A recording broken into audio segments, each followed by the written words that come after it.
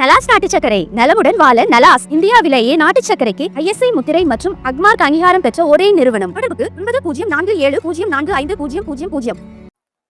ஊழல் என்று சொன்னா திமுக பொருந்தும்.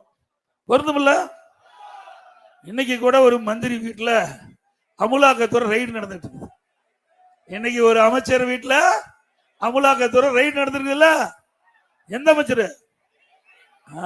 நீங்களே பேர் சொல்லிட்டீங்க, பத்திரிகையாளர் குறிச்சிக்கப்பா. இல்லைன்னா நான் சொன்னேன்னா நாளைக்கு அது ஒரு கட்டம் கட்டி அதுக்கு ஒரு அதுக்கு ஒரு 4 கூட்டணி கட்சி தலைவர் வச்சுட்டு பேச வைப்பாங்க. ஏன்னா திமுக பேச முடியல, பேசுறதுக்கு வாய்ப்பு இல்லை, வேற ஒண்ணும் இல்லை. சரக்கு இருந்தா தானே பேச முடியும். அண்ணா திமுகவை பொறுத்த வரைக்கும் மடியிலே கணம் இல்லை, வழியிலே பயம் இல்லை, எதை பேசினாலும் கவலை இல்லை, எங்களுக்கு பயம் இல்லை. ஏன்? ஒரு அலுவலகத்தை பூட்டி வச்சுட்டாங்களாம், ஒரு அலுவலகத்துல பூட்டி வச்சுட்டாங்க, சோதனை பண்ணக்கூடாதுன்னு. நீங்க தான் உத்தமர்னு சொல்றீங்கல்ல, திறந்து விடுங்க, பார்த்துட்டு போட்டோம், என்ன தப்பு இருக்குது? உங்களுக்கு பயம் இல்லைங்கிறீங்க, நாங்க எந்த தவறும் செய்யலைங்கிறீங்க, அப்புறம் ஏன் பூட்டி வைக்கிறீங்க ரூம? அங்க அமலாக்கத்துறை வந்தா அதான் சோதனை செஞ்சுட்டு போ, நாங்க தான் எந்த தப்பும் செய்யலைங்கிறோம்ல, தாராளமா சோதனை செஞ்சுட்டு போட்டோம். அங்கே மடியில கனம் இருக்கின்ற காலத்துல வழியில பயம் பிடித்து விட்டது, அதனாலதான் பூட்டி வச்சிருக்கிறேன்.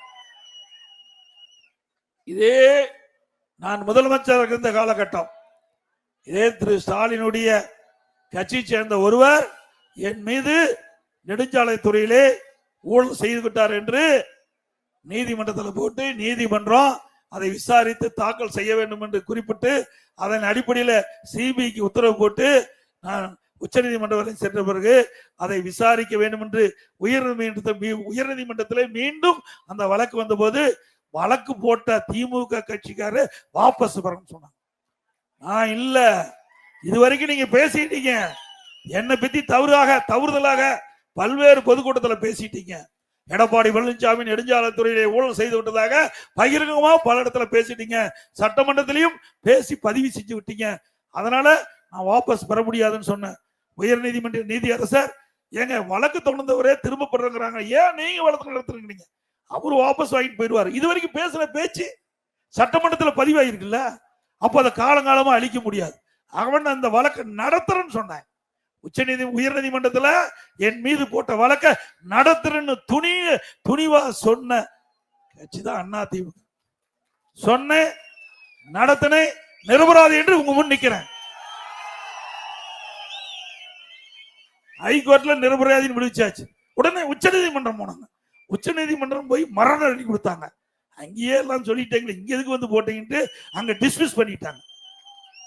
இப்போ ஏற்கனவே ஒருத்தர் கேஸ் போட்டார்ல, அவரு ஒரு வாரத்துக்கு முந்தி என் மீது ஹைவேஸ்ல நெடுஞ்சாலைத்துறையில ஊழல் செய்தா இருக்குது, தூசி பிடிச்சிருக்கு, தூசி தட்டிட்டு இருக்கணும், கொண்டா நானே தட்டி கொடுக்குறேன், இவை போடு. தூசி தட்ட வேண்டிய நேரம் வரும் 2026 தூசி தட்டி எடுக்கப்படும். அப்பொழுது யார் எங்கே இருப்பார்கள்? அங்கே இருப்பார்கள்.